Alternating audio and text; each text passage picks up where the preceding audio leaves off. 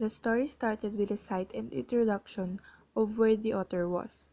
It was October in Kalamazoo, Michigan, and the war was still on. Mr. Santos was there for a conference. In the forum, the audience wanted to know if there was much difference between American women and our women. The author tried the best he could, saying that he did not know much about American women except that they looked friendly, and he could only speak with vagueness. While he was trying to explain his way, a man rose wanting to say something. He was a Filipino, and he left the Philippines more than 20 years ago. He was Mr. Celestino Fabia, just a Filipino farmer as he called himself. He wanted to know if Filipino women were the same like they were 20 years ago.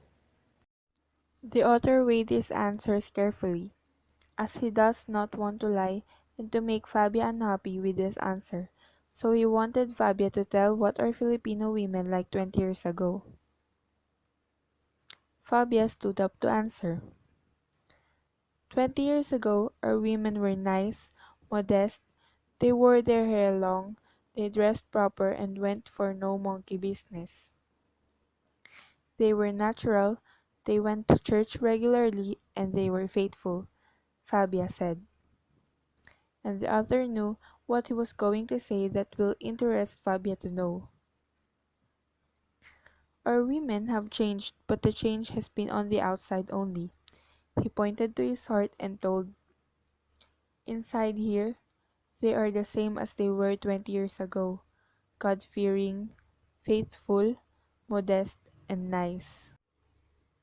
After the conference, Mr. Fabia introduced himself and talked about his farm and family and invited Mr. Santos to his place tomorrow afternoon.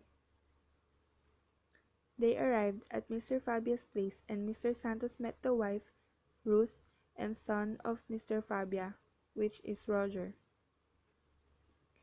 As soon as they came in, Mr. Santos was aware by the scent of apples. Ruth was busy preparing to cater Mr. Santos with so much food.